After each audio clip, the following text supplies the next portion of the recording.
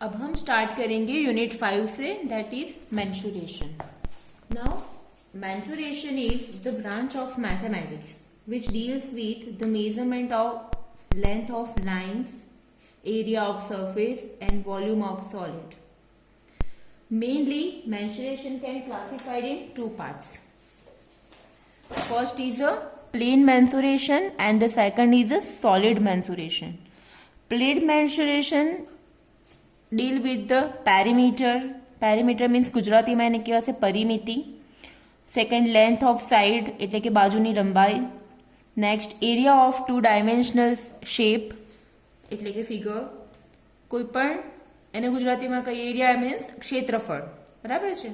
કોઈ પણ two dimensional figure હોય તો કે શેપ હોય એનો આપણે એરિયા ફાઇન્ડ કરી શકીએ.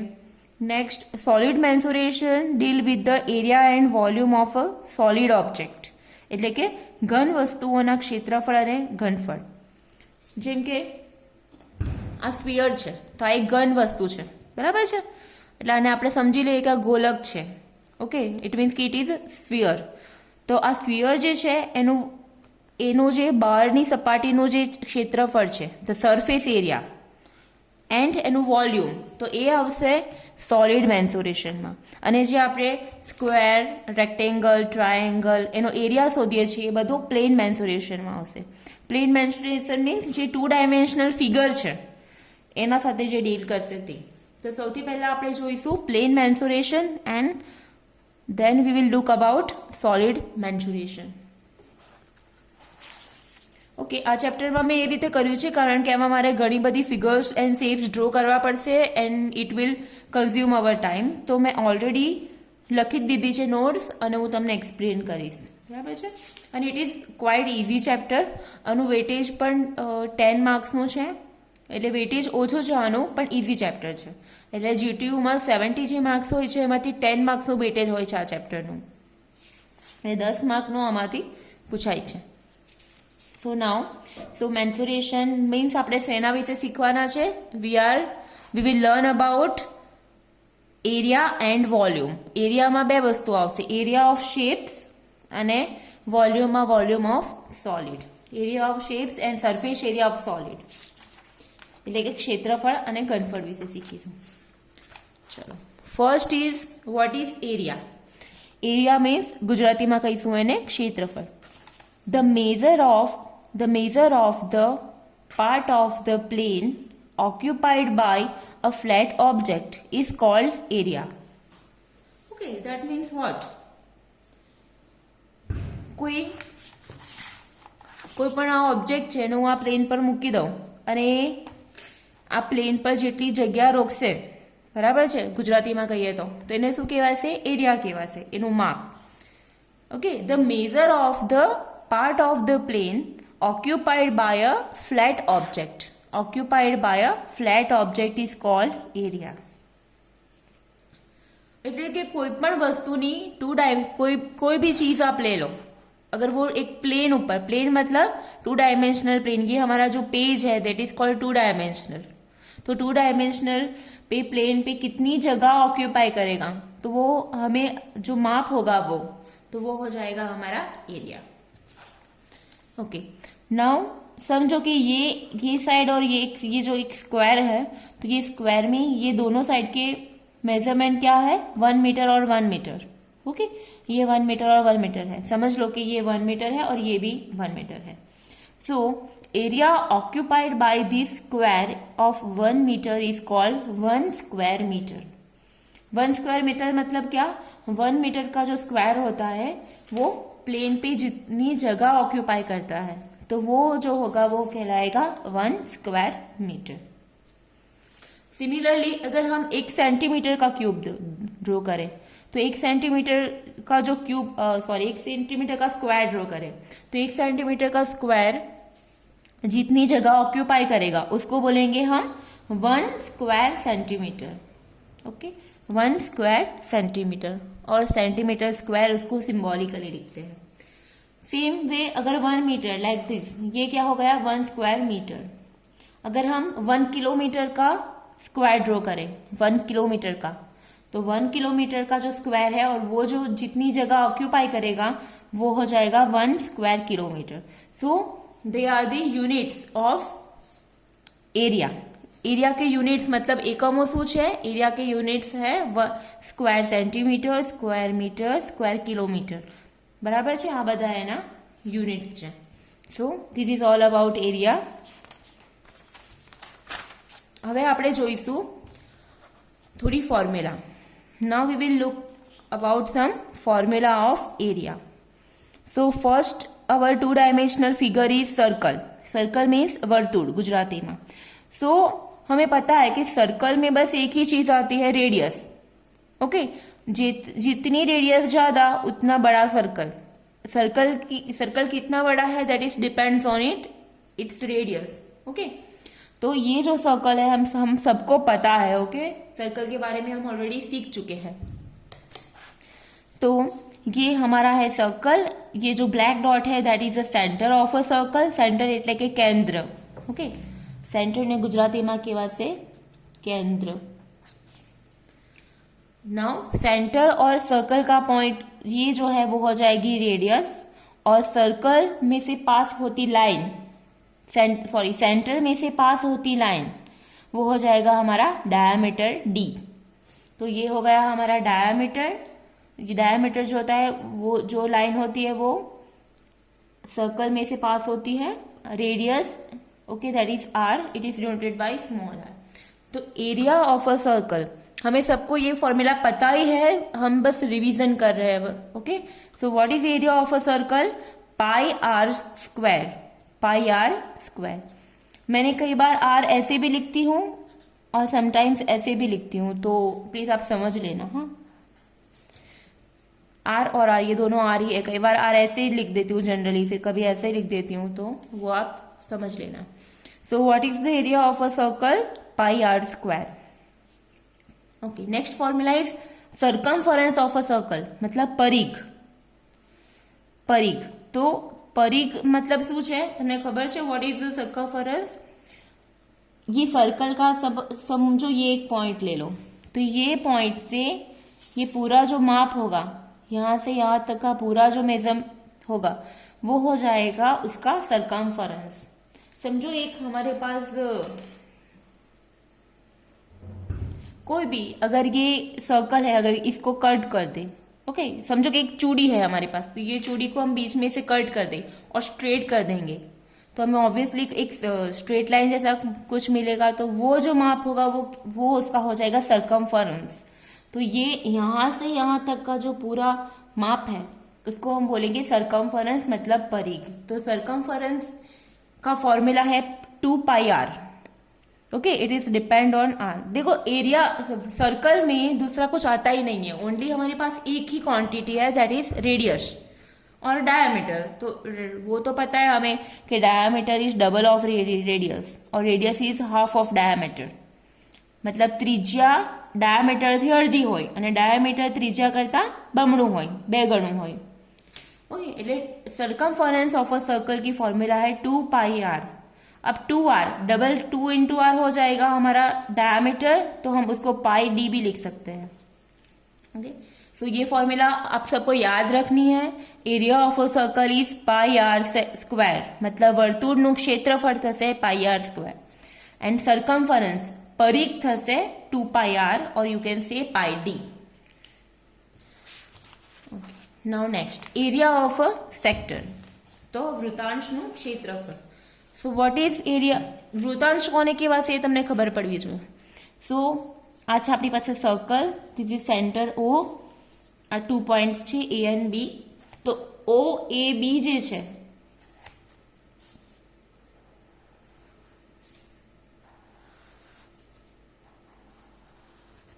OAB is called a sector. Okay, हम पिज्जा खाते हैं ना, तो पिज्जा कैसे कट किया होता है? ऐसे ही हम लोग कट करते हैं पिज्जा को. जो उसका जो एक 1 पीस होता है that is called a sector. Okay, उसको हम सेक्टर बोल सकते हैं, वृत्तांश बोल सकते हैं. So area of a sector. तो एरिया ऑफ अ सेक्टर मतलब OAB हमारा सेक्टर है. ये हो गया R, ये रेडियस है, और ये जो एंगल है वो है थीटा. तो एरिया ऑफ अ सेक्टर की फॉर्मूला है pi are square theta upon 360 degree. Okay, pi are square theta upon 360 degree. Theta यहाँ पे हमें डिग्री में लेना है। तो ये हो गई एरिया ऑफ अ सेक्टर। ये जो सेक्टर हमारा ये है, मतलब जो डॉटेड है, तो ये डॉटेड रीजियन है हमारा, उसका एरिया मतलब एनो क्षेत्रफल से pi are square theta upon 360 degree. Next, area of a ring form by 2 concentric circles. Concentric circle मतलब समकेंद्री, मतलब 2 सर्कल है जिसका सेंटर एक ही है। ओके, तो 2 સમકેન્દ્રી સર્કલ વર્તુળો, 2 સમકેન્દ્રી વર્તુળો દ્વારા રચાતા વલયનું ક્ષેત્રફળ। सो ये जो है ये सेंटर है, ये सेंटर भी हमने 2 सर्कल ड्रॉ की है। दिस इज सर्कल 1, ये सर्कल 1 और ये बीच वाला सर्कल 2, इसको हम लेते हैं सर्कल 1 और दिस इज सर्कल 2। दोनों का सेंटर एक ही है। अब ये दोनों के बीच जो हम रिंग फॉर्म हो रही है, इसको क्या बोलेंगे हम, रिंग। तो ये रिंग का अगर एरिया फाइंड करना हो तो उसकी फॉर्मूला क्या है, असेरी फॉर्मूला से समझो। Area of a ring, ring એટલે કે વલય, ये जो रिंग फॉर्म हो रही है वो फॉर्म बाय 2 कॉन्सेंट्रिक सर्कल्स। ये दोनों कॉन्सेंट्रिक सर्कल है, मतलब कि दोनों के सेंटर सेम है। ओके, तो ये सेंटर है। अब ये जो बड़ा वाला जो सर्कल है उसकी रेडियस है R1 और जो छोटा वाला सर्कल है उसकी है रेडियस R2। तो एरिया ऑफ अ रिंग मतलब ये जो बीच वाला जो डॉटेड रीजियन है हमारा, रिंग जो रिंग फॉर्म हो रही है, उसका एरिया क्या होगा, R1 square minus R2 square. जो बड़ी रेडियस में से छोटी रेडियस का स्क्वायर हमें सब्सट्रैक्ट करना है। So area of a ring is R1 square minus R2 square. तो ये हो गई एरिया ऑफ अ रिंग।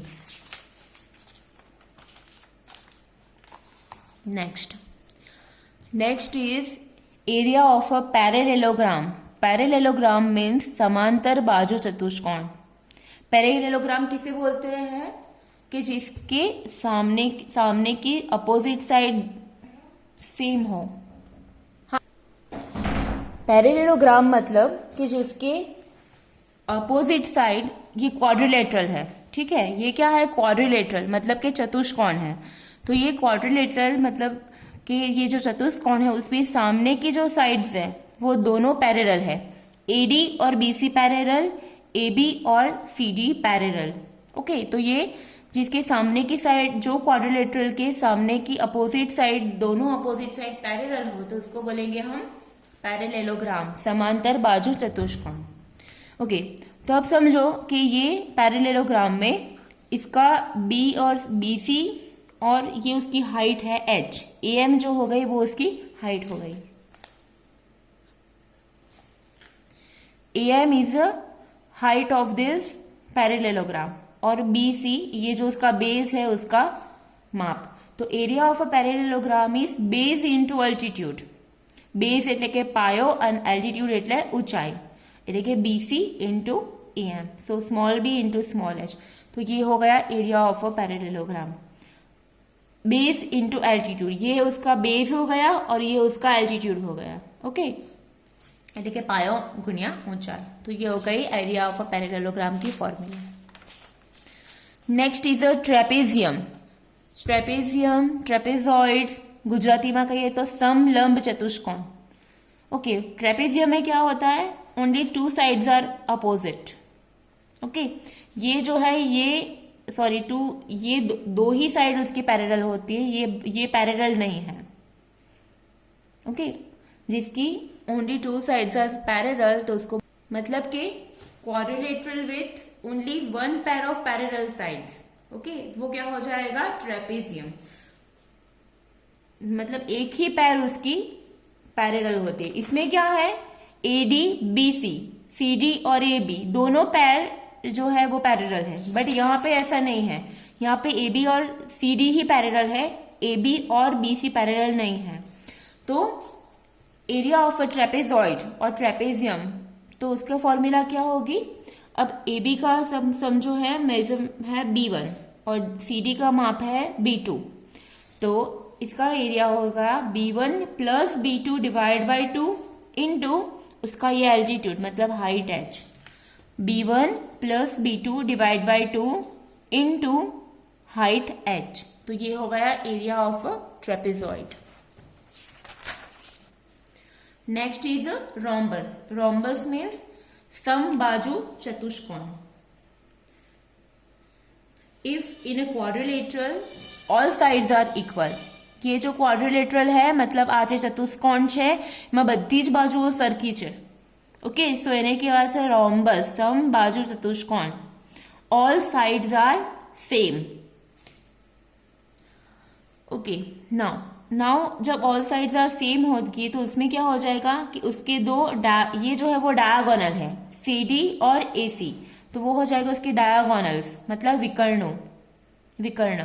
तो ये जो इसके डायगोनल्स है समझो ये इसका माप D1 है और AC का माप D2 है, तो एरिया ऑफ रोम्बस कुछ नहीं है, बस दोनों डायगोनल के माप को डिवाइड करना है 2 से, मतलब 1/2 D1 into D2, 1/2 D1 into D2, मतलब area of a rhombus is 1/2 AC into BD, where AC and BD are diagonal of this rhombus, मतलब के समबाजु चतुष्कोणનું क्षेत्रफल। यहाँ पे AC और BD डायगोनल्स है। Next is the rectangle. Okay, now rectangle तो हम सबको पता है, रेक्टेंगल में क्या होता है, दोनों पैर जो होती है साइड्स की वो सारी पैरेलल होती है, ये पैर भी पैरेलल और ये पैर भी पैरेलल। लेकिन आप सोचोगे सेम प्रॉपर्टी तो इसमें भी थी, पैरेललोग्राम में भी थी, तो डिफरेंस क्या है दोनों में, ये है समांतर बाजु चतुष्कोण मतलब पैरेललोग्राम और ये है हमारा रेक्टेंगल। तो डिफरेंस क्या है दोनों में डिफरेंस ये है कि यहाँ पे सारे एंगल्स जो होते हैं वो 90 डिग्री राइट एंगल होने चाहिए। समझ पड़े छे, सारे जो एंगल्स है ये राइट एंगल है यहाँ पे ऐसा नहीं है, यहाँ पे ABCD चारों में से कोई एंगल राइट एंगल नहीं, मतलब कि काटखूणो नहीं।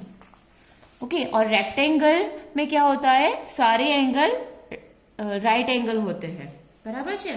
सो if all the angles of a parallelogram are right angles, sorry, if all the sides in a rectangle are equal then it is called a square.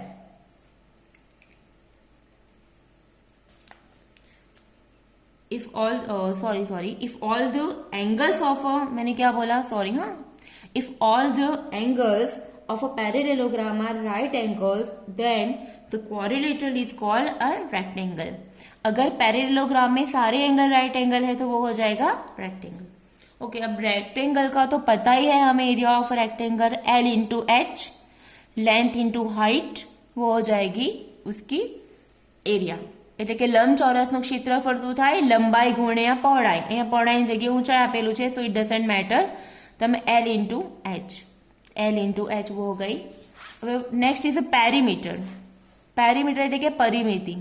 परिमिति क्या होती है, पेरीमीटर क्या होता है, मतलब ये रेक्टेंगल है तो उसकी चारों साइड्स जो है उसका माप ले लो, उसका एडिशन कर दो तो वो हो जाएगी उसकी पेरीमीटर। मतलब ये L है तो ये भी L होगा, अगर ये H है तो ऑब्वियसली ये भी H होगा, तो L plus L plus H plus H, चारों जो बाजू ये चारों बाजू है उसका एडिशन कर दो उसके माप का, तो वो हो जाएगी उसकी परिमिति। सो L plus L H plus H, अगर शॉर्ट में लिखे तो 2 in bracket L plus H, तो ये हो गई perimeter of rectangle. Next is square. Square में क्या है, अगर रेक्टेंगल में सारे बाजुओं का माप सेम है तो वो हो जाएगा स्क्वायर। ये रेक्टेंगल ही है, it is one kind of rectangle, but उसके सारे बाजुओं का माप सेम है। यहाँ पे L है, यहाँ पे H था, लेकिन यहाँ पे चारों बाजुओं का माप सेम ही है, L L L L। तो एरिया ऑफ स्क्वायर हो गया L into L, that is L square. यहाँ पे L इंटू H था बट दोनों अलग अलग थे, यहाँ पे L और L सेम ही है तो ये हो जाएगा L स्क्वायर, उसका हो गया एरिया।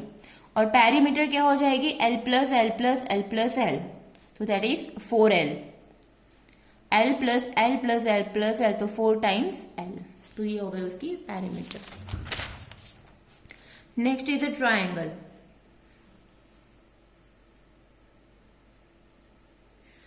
कि हम सबने ये फॉर्मूला हमें पता ही है कि एरिया ऑफ अ ट्राइंगल क्या है, 1/2 of its base and it's altitude. બરાબર, એટલે 1/2 પાયો ગુણ્યા વેધ. આવી આપણે ફોર્મ્યુલા શીખી જ ગયા છે અત્યાર સુધી. બરાબર છે. તો ટ્રાયેંગલનો એરિયા થશે 1/2 बेस इंटू एल्टीट्यूड, 1/2 पायो गुणिया वेध. ओके नाउ, लेकिन अलग अलग जो ट्राइंगल्स होते हैं उसमें अलग अलग हमारे बेस और एल्टीट्यूड होते हैं. बेस तो सेम होते हैं, वैसे एल्टीट्यूड अलग अलग होते हैं. फॉर एग्जाम्पल ये ले लो एक्यूट ट्राइंगल. एक्यूट ट्राइंगल એટલે કે લઘુકોણ ત્રિકોણ. લઘુકોણ ત્રિકોણમાં શું હોય છે? લઘુકોણ ત્રિકોણમાં ત્રણેય ખૂણાઓના માપ 90 કરતા ઓછા હોય છે. इन एक्यूट ट्राइंगल तीनों एंगल्स के माप जो होते हैं वो लेस देन 90 होते हैं. ओके, और तो उसमें क्या होता है, ये जो उसका एल्टीट्यूड होता है वो सिंपली हम लोग अंदर से ड्रॉ कर सकते हैं ऐसे. तो ये एडी उसका हो गया एल्टीट्यूड. नाउ राइट एंगल में क्या होगा? राइट एंगल में ये बी राइट एंगल है, तो ऑब्वियसली उसका ये जो है ए बी ही एडी हो गया. तो ए बी उसका एल्टीट्यूड है और बी सी उसका बेस है. फाइन. और सेम वे गुरुकोण त्रिकोण मतलब एप्ट्यूज एंगल है. ऑब्ट्यूज में ये जो बीसी है, ए बी सी हमारा ट्राइंगल है, बट बी जो है it is greater than 90.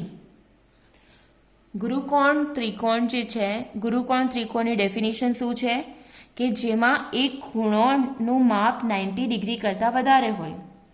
Obtuse triangle में क्या होता है कि कोई भी एक एंगल जो होता है वो 90 से ज्यादा होता है, तो वो होता है हमारा obtuse angle.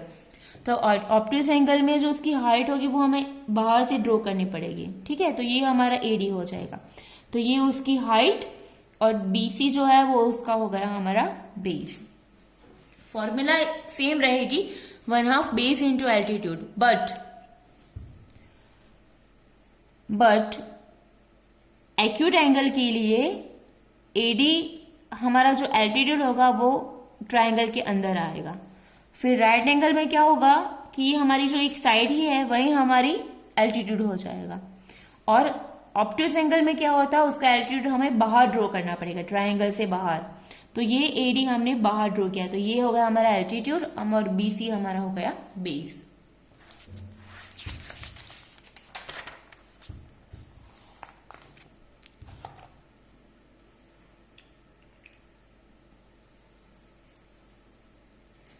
Now notes, if all sides of triangle ABC are given, if all sides of triangle ABC